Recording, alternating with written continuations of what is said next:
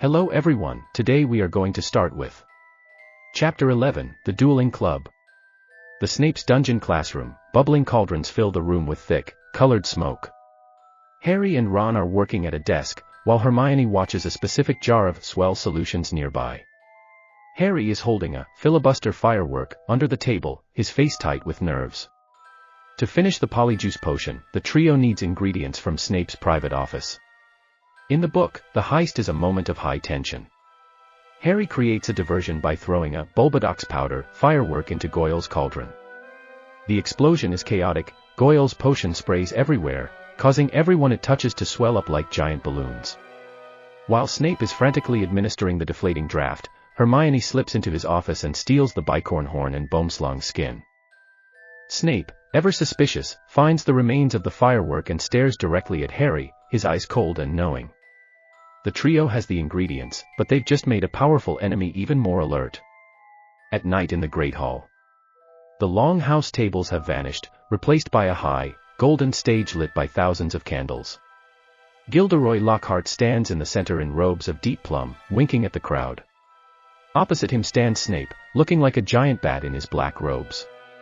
Lockhart, sensing the school's fear, decides to start a dueling club to train the students. In the book, the contrast between the two teachers is hilarious. Lockhart is all theatrical flourishes and toothy smiles, while Snape is a silent, lethal shadow. Lockhart suggests a friendly bout, but Snape doesn't play along.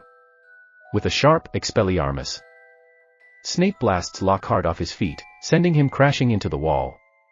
Lockhart, humiliated but pretending it was a planned lesson, decides it's time for the students to practice. Harry and Draco Malfoy face off on the golden stage.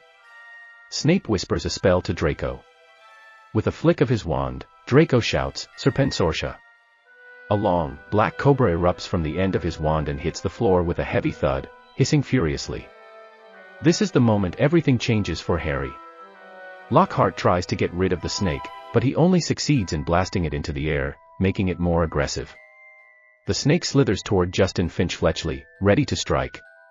Harry doesn't think, he just speaks. But he doesn't hear English, he hears a low, sibilant hissing. To his eyes, he's telling the snake to leave Justin alone. To everyone else, he sounds like he's egging the snake on. Snape vanishes the snake with a wave of his wand, but the damage is done. Justin flees in terror, and the Great Hall goes deathly silent. Harry is a Parselmouth, a wizard who can talk to snakes, a trait famously linked to Salazar Slytherin himself. The Gryffindor common room. Harry is sitting by the fire, but there is a wide circle of empty space around him. Ron and Hermione are explaining why everyone is terrified. The firelight casts long, flickering shadows on the stone walls. Ron explains that Parseltongue is a dark gift. The school now believes Harry is the heir of Slytherin. Harry wanders the library, trying to find Justin to explain, but he hears groups of Hufflepuffs whispering about how Potter is the one attacking people. He feels the walls of the castle closing in on him, realizing that his fame has turned into infamy in a single night. A dark, cold corridor. Harry stumbles upon another flood of water. On the floor lies Justin Finch-Fletchley, stiff as a board and staring at the ceiling with a look of pure horror.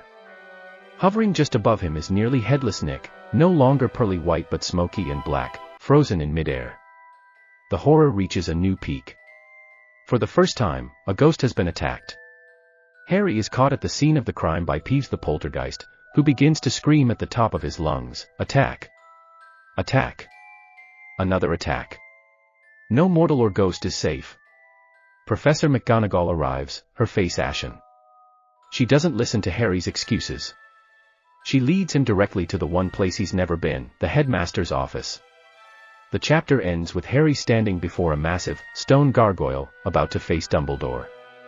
Harry didn't just save Justin, he revealed a secret that links him to the darkest wizard in Hogwarts. History.